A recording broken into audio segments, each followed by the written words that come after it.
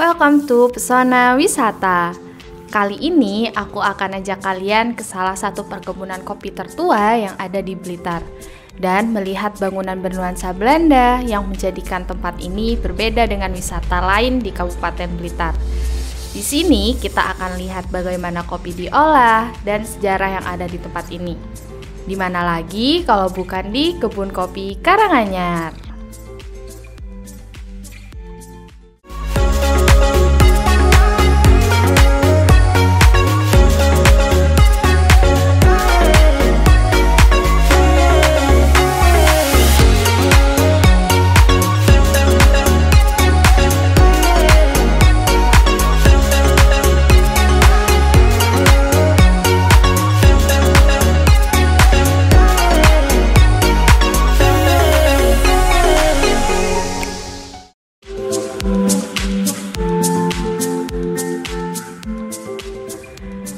Halo Sobat Pesona, liburan kali ini kalian udah punya list tempat wisata belum? Kebun Kopi Karanganyar ini bisa kalian masukkan ke daftar wisata yang wajib kalian kunjungi. Wisata yang ada di Dusun Karanganyar, Desa Modangan, Kecamatan Nglegok, Kabupaten Blitar ini punya banyak spot-spot yang bisa kalian eksplor loh. Untuk menuju ke sana, kalian akan menempuh perjalanan sekitar 30 menit dengan jarak 12 km ke utara dari pusat kota Blitar. Di sepanjang perjalanan, kalian akan menemukan banyak petunjuk arah menuju ke sana.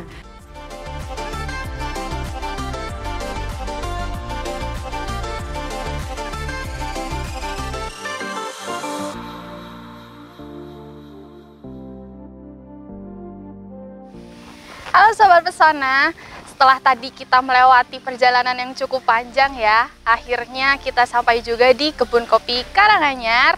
Nah, bersama aku Dewi Aulia ya akan nemenin kalian ada apa aja sih di dalam Kebun Kopi Karanganyar ini. Pada penasaran kan? Yuk ikut aku. Untuk masuk ke lokasi wisata Kebun Kopi ini, kalian nggak perlu membayar tiket nih sobat. Tapi kalian harus membeli kartu pos seharga 25.000 yang di dalamnya berisi voucher yang bisa kalian tukarkan dengan makanan, minuman, atau souvenir di tempat ini loh sobat.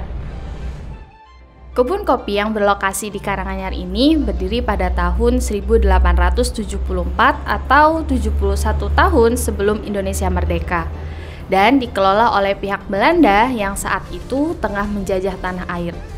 Hingga pada tahun 1957 atau tepatnya 12 tahun setelah kemerdekaan Indonesia, Presiden Soekarno mengubah aset-aset yang dikelola oleh pihak asing menjadi aset milik negara.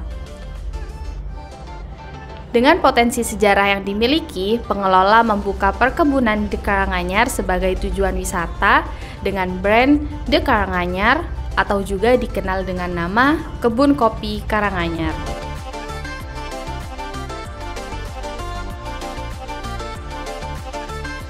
Tahu nggak Sobat Pesona, The Karanganyar Coffee Plantage ini adalah salah satu perkebunan kopi tertua yang sudah berdiri sejak 1874 yang terletak di lereng Gunung Kelut yang berada di ketinggian 475 sampai 650 mdpl. Suasana di Kebun Kopi Karanganyar ini sangat sejuk dan enak banget ya Sobat Pesona. Nah, bisa Sobat Pesona lihat di sini sangat terasa sekali suasana kolonial Belandanya. Nah, habis ini aku akan ajak kalian untuk bertemu dengan ownernya dan tanya-tanya tentang sejarah Kebun Kopi Karanganyar ini. Yuk!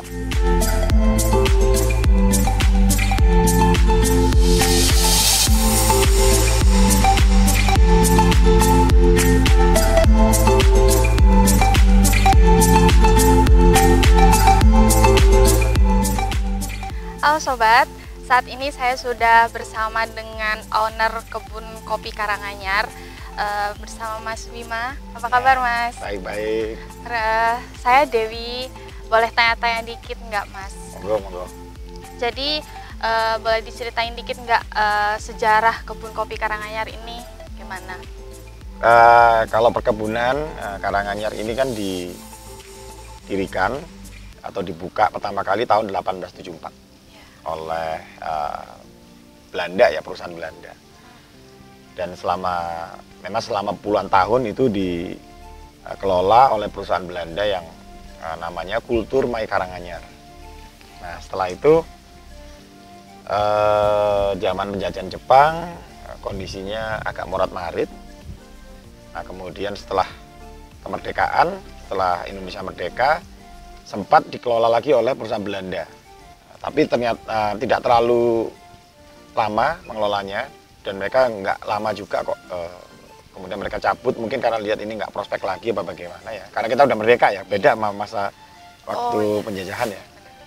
Nah, pada saat itu kakek saya sudah kerja di sini. Nah, kebetulan kakek saya juga waktu perang kemerdekaan ya ikut angkat senjata lah sebagai milisianya seperti itu. Bangunan-bangunan yang di sini kan masih kuno gitu. Itu memang sudah ada dari dulu. Sudah. Jadi bangunan tertua ini kata bapak saya itu kantor ini sama ini kafe. Cuman kafe ini kan dulu gudang ya. Oh gitu. Saya masuk sini, kafenya ini masih bukan kafe, ini masih gudang. Kalau yang lain-lainnya ini setelahnya, tapi juga zaman kuno sudah. Hanya direnovasi dikit-dikit. Renovasi dipercantik dikit-dikit lah. Biar suasana kunonya juga masih terasa gitu ya. Iya, jangan diganti, jangan harus dipelihara itu. Iya, ini untuk wisatawan boleh mengeksplor semua tempat ini nggak, Mas? Kayak, apa ada tempat-tempat yang nggak boleh di wisatawan kunjungin atau? Jadi kalau area wisata kan memang apa namanya?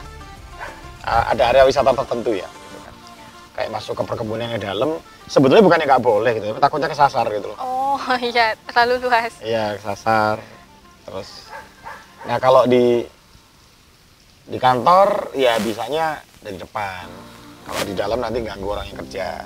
Ya. Kalau di rumah loji, bisanya di bagian depan ya. Nah, kalau di situ ada kamar Bung Karno, ada kamar Eyang, bisanya dari luar aja.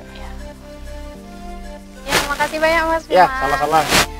Sukses buat ABTV. Ya, makasih. Salam hobi. Oke Sobat Pesona, ada keseruan apa lagi di kebun kopi Karanganyar ini? Tetap ikuti terus perjalanan aku ya, hanya di Pesona Wisata.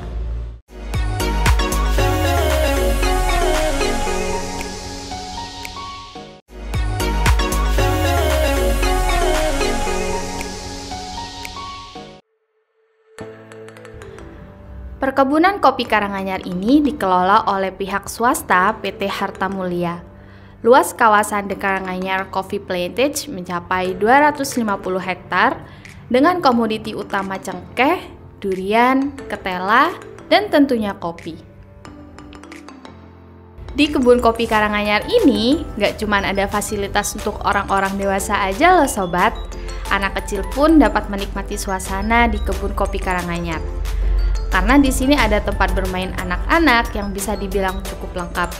Bisa bermain dengan rusa, lalu juga ada burung merpati, bahkan kalian pun bisa berkeliling menggunakan ATV.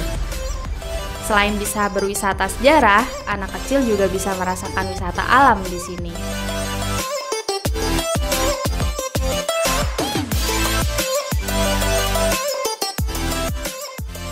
Nah, Sobat Pesona, namanya saja sudah kebun kopi, sudah pasti ada perkebunan kopinya ya di sini. Nah, sekarang aku sudah ada di depan pintu masuk perkebunan kopi ini. Perkebunannya sangat luas dan mari kita coba berkeliling ya ke dalam. Yuk.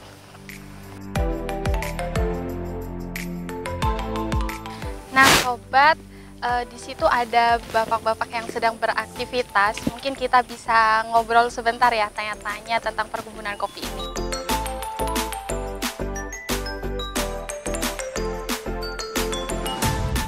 Selamat siang Bapak. Oh, selamat siang Mbak. Dengan Bapak siapa? Pak Suwito. Oh ya, saya Dewi Bapak. Boleh ngobrol sebentar, tanya-tanya tentang perkebunan kopi ini enggak? Ya bisa. Ya. Oke.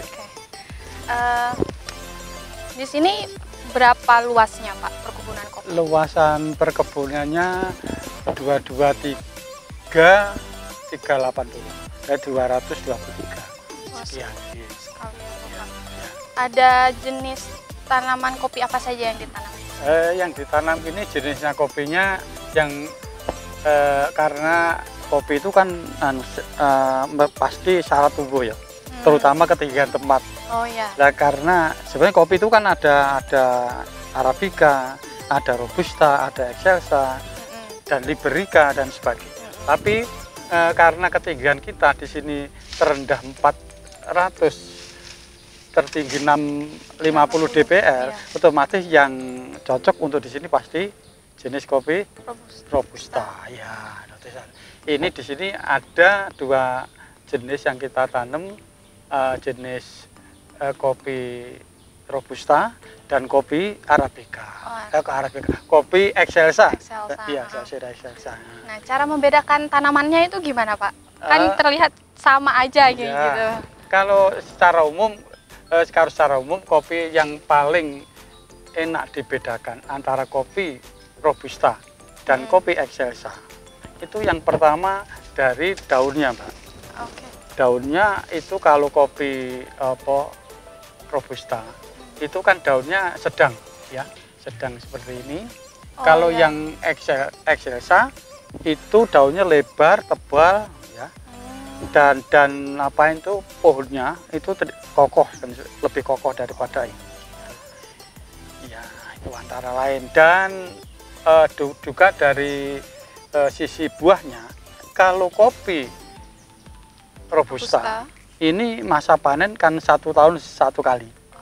Kalau Excelsa itu bisa buah sepanjang tahun. Oh, itu bedanya gitu. Seperti ya. Iya, Bapak. Ini yang panen 1 tahun sekali itu yang Robusta. Ya. Nah, terus juga saya sempat melihat waktu itu ada acara manten kopi. Itu kapan, Bapak? Wah, panen kopi, manten kopi itu secara dilaksanakan sekitar bulan Juni-Juli. Jadi menjelang panen, ya. Menjelang panen. Jadi panen itu katakan sudah ada mulai kopi yang merah-merah, ya. Oh iya. Sudah mulai kopi merah-merah, itulah saatnya kita lakukan pelaksanaan ritual namanya panen manten kopi. Ya. Itu yang di ini kopi Robusta itu, Bapak? Ya, betul.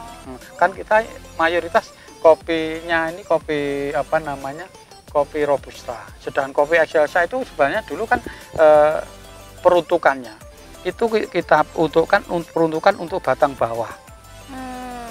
Jadi nantinya kan kopi Excelsa terus kita grafting dengan Robusta. Oh gitu. Iya. Jadi rutin ya, Bapak, acara manten? Iya, setiap tahun sekali. Setiap sekali menjelang panen raya itu. Iya. Panen raya. Nah, Sobat Pesona, buat Sobat Pesona yang sedang berkeliling kebun kopi ini dan mungkin merasa kebingungan dengan apa aja tanaman di sini tuh. Nah, di sini sudah disediakan banyak papan informasi mengenai tentang perkebunan kopi, tentang sejarah kopi juga ada. Jadi teman-teman bisa membacanya langsung. Oke. Kebun kopi ini dikenal sebagai salah satu produsen kopi Arabica terbaik di Jawa Timur.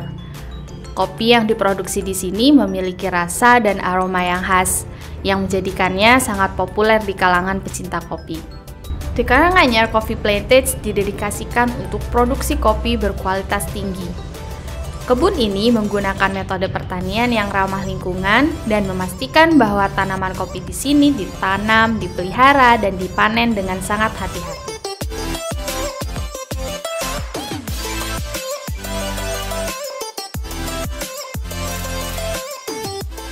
Nah, Sobat Pesona, setelah tadi kita mengunjungi dan berkeliling perkebunan kopi, sekarang aku ajak kalian untuk ke tempat pengolahan kopinya. Yang awalnya biji kopi, akhirnya menjadi bubuk kopi yang siap untuk dihidangkan. Yuk ikut terus! Pabrik kopi tua ini menjadi titik terpenting dari semua lokasi yang ada di kebun kopi Karanganyar ini loh, Sobat. Pada zaman dulu, area pabrik dijadikan tempat pemilihan biji kopi, penggorengan, dan penjemuran kopi. Bangunan ini memang tidak dirubah supaya kesan klasiknya masih kental.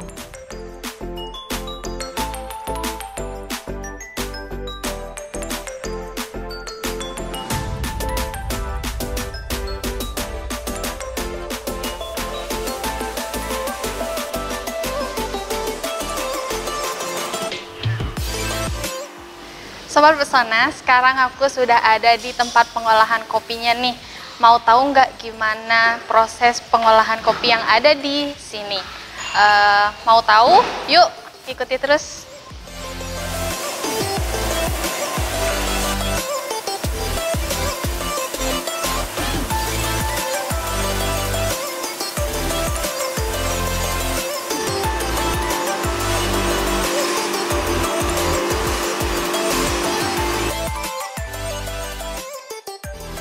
Selamat datang, Mbak. Ya, Mas. Ya, Dengan Mas siapa?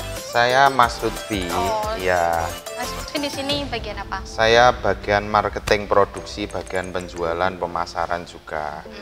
Kalau di tempat sini, ini adalah tempat produksi kopinya. Untuk tempat roastingnya bisa dilihat di sebelah sini. Ini adalah tempat roasting kopi untuk menggoreng kopi. Ini alat ini kapasitasnya 5 kilo sekali roasting. Terus juga itu adalah buat grinder kopi. Gitu. Produksinya tiap hari, Mas? Untuk produksinya sesuai kebutuhan dan permintaan pasar sih, Mbak. Ya. Terus untuk jenis-jenis produknya di sini ada kopi robusta. Ada kopi robusta. Oke. Ini ada berbagai macam rasa. Ya. Untuk di sini ada kopi fermentasi juga. Itu kopi robusta ini difermentasi dengan buah jambu dan buah nangka. Jadi rasa dasar dari robusta kan pahit, Mbak. Ya. Setelah difermentasi dengan buah itu nanti jadi masam terus beraroma buah yang difermentasi. Jadi untuk jambu ini baunya ada khas-khas jambu gitu, Mbak, ini. Oh, gitu. Iya. Terus ada lagi ini kopi lanang. Kopi lanang itu Ya, gimana? itu kopi lanang dari robusta. Ini kopi lanangnya robusta. Jadi kopi lanang itu dalam satu ceri kopi itu bijinya tunggal. Jadi bijinya bulat-bulat. Oh, ya. Ini dipilih. Jadi semua kopi itu ada kopi lanangnya. Tapi dari 1 kilo itu biasanya dipilih yang bulat-bulat itu tidak ada seperempatnya gitu. Ada juga ini kopi Arabica yang rasanya itu masam. Nah, kalau bedanya sama robusta sama Arabica ya, gimana? kalau dari rasa sih, Mbak, ya. Kalau rasa dari robusta itu rasa dasarnya pahit. Nah, untuk Arabica itu masam. Kalau rasa itu tergantung selera sih, Mbak. Kalau saya sukanya yang robusta karena nanti bisa dicampur susu terus gula gitu sih, Mbak. Kalau yang Arabica kurang pas. Nah, ini lebih baik dinikmati tanpa campuran gitu. Ya, untuk sebelah timur sini ini adalah tempat produksi lama. Ini terakhir operasi mesin-mesin lama ini tahun 2000-an, Mbak. Oh, berarti sekarang sudah nggak digunakan lagi? Udah enggak gitu. Terus ini adalah kolam buat sortasi kopi. Jadi kopi itu dalam 1 tahun itu panen 1 kali. 1 kali dalam setahun. Nanti setelah panen itu kopinya nanti disortasi dengan air. Jadi kopinya nanti dimasukkan ke air. Nanti kopi yang bagus itu akan tenggelam. Oh, gitu. Nah, sedangkan yang mengapung itu nanti kopi yang kurang bagus gitu. Masih bisa digunakan juga. Terus ini adalah apa? Tong-tong buat fermentasi. Fermentasi buah-buah yang Ya, tadi. fermentasi Oh, buah tadi. Jadi ada 2 buah yang difermentasi di sini, yaitu nangka sama jambu.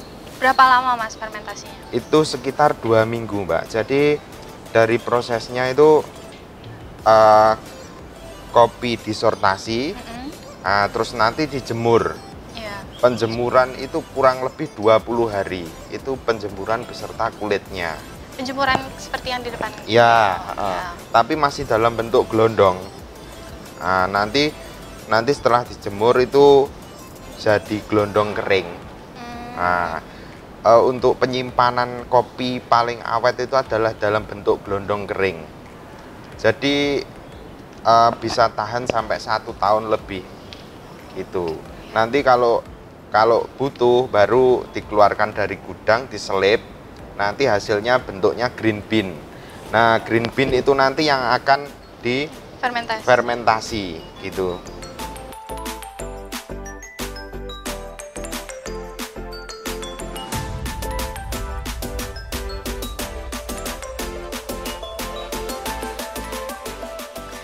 Iya sobat, itu tadi suasana yang ada di tempat pengolahan kopinya. Seru sekali bukan, kita belajar banyak tentang kopi di sini. Nah, di akhir nanti aku akan ajak kalian untuk menikmati kopi yang sudah siap untuk diseduh. So, jangan kemana-mana, tetap di Pesona Wisata episode Karanganyar Coffee Plantage.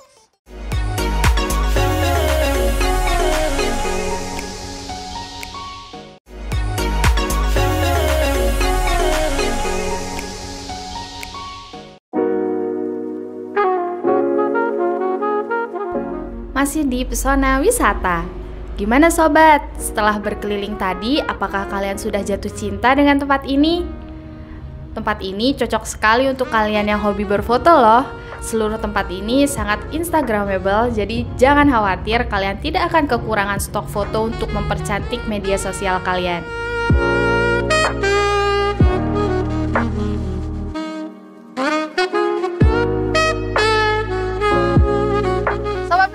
Tadi kita sudah belajar tentang kopi dan sekarang aku ajak kalian untuk belajar sejarah tempat ini. Suasana tempo dulunya sangat terasa ya di sini. Jadi sayang banget kalau kita nggak eksplor tempat-tempat bersejarahnya. Di sini ada dua museum, yaitu Museum Pusaka dan Rumah Loji. Dan kita akan mulai dulu dengan Rumah Loji. Oke? Yuk.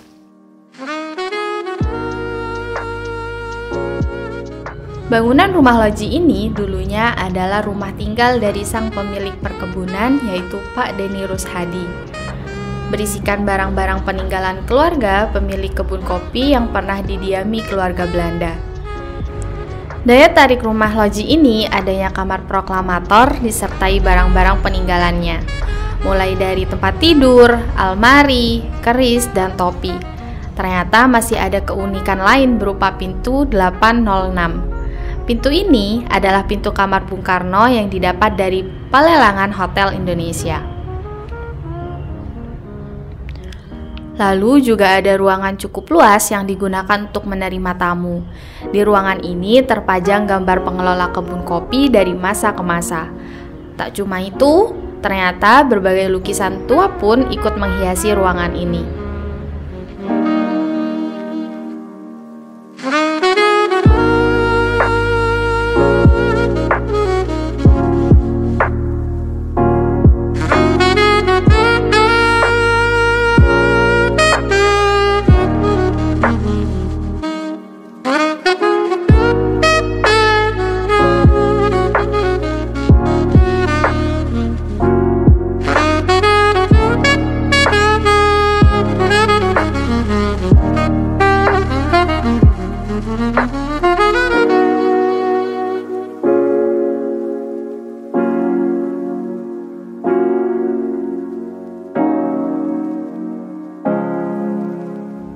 Bangunan kecil ini dibuat sebagai Museum Bupati Heri Nugroho.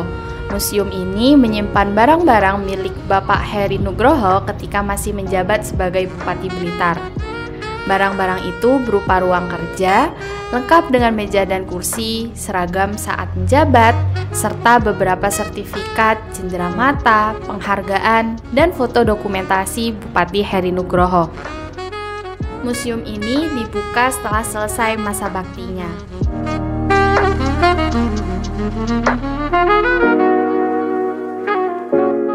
Lalu berikutnya ada museum yang menyimpan benda-benda pusaka yang berasal dari seluruh Nusantara, seperti keris, tombak, dan lain-lain.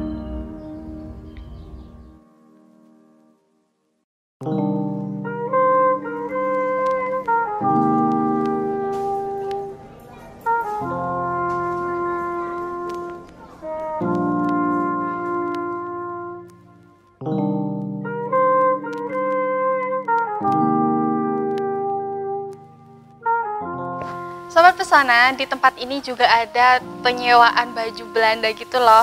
Kalian bisa menyewa baju Belanda itu cukup dengan menukarkan voucher yang kalian beli di pos depan tadi. Kalau harganya melebihi dari harga voucher, kalian cukup menambahkan sisanya saja. Ikut aku mencoba salah satu bajunya yuk. Tara, Sobat Pesona, sekarang aku sudah mengenakan baju khas Belanda ini. Cantik banget bukan? Nah, sekarang aku akan ajak kalian untuk ngafe-ngafe cantik di dalam sana. Oke, yuk! OG Cafe merupakan kafe yang berada di area wisata The Karanganyar Coffee Plantage dan dikelilingi oleh pohon kopi. Bangunan kafe ini dulunya digunakan sebagai gudang penyimpanan kopi. OG Cafe sendiri adalah kepanjangan dari Ons Grootouder's Cafe yang dalam bahasa Belandanya berarti kafe kakek nenek kita. Berbagai macam menu masakan Western dan Indonesian food tersedia di kafe ini. Ada 3 jenis kopi yang bisa kamu coba di OG Cafe, yaitu Robusta, Arabica, dan Excelsa yang disuguhkan dengan metode manual brewing maupun espresso. Harga yang dibanderol di kafe ini pun cukup murah, yaitu mulai dari 15.000 saja. Di kafe ini disuguhkan spot-spot berbau seni yang cocok untuk kalian selfie. Ada barang antik juga yang terjajar seperti sepeda lawas dan vas-vas bunga jadul. Ingin membeli oleh-oleh dari kebun kopi Karanganyar ini? Tenang, di kafe ini juga menyediakan berbagai souvenir serta kopi bubuk beraneka ragam. Jadi, jangan khawatir kalian tidak akan pulang dengan tangan kosong.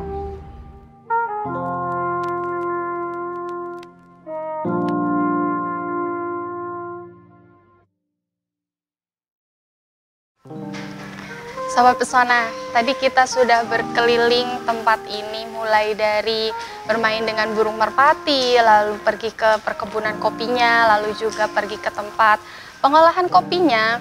Juga kita belajar sejarah di museum-museum yang ada di sini. Nah, gak sah rasanya kalau kita sudah pergi ke kebun dan proses pengolahannya namun tidak merasakan kopinya. Jadi kalian bisa merasakan kopinya di kafe sini. Yuk kita cobain.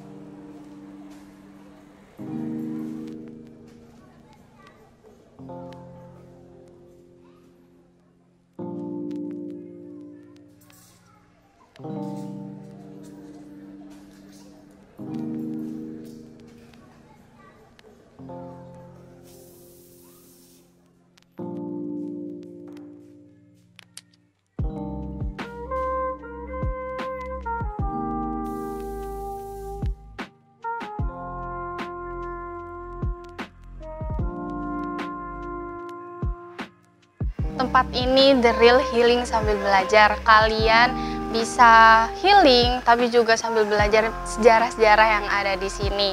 Apalagi buat kalian yang pecinta kopi dan suka dengan suasana vintage, tempat ini sangat cocok untuk kalian kunjungin.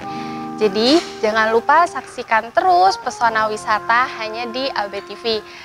See you on the next episode. Bye.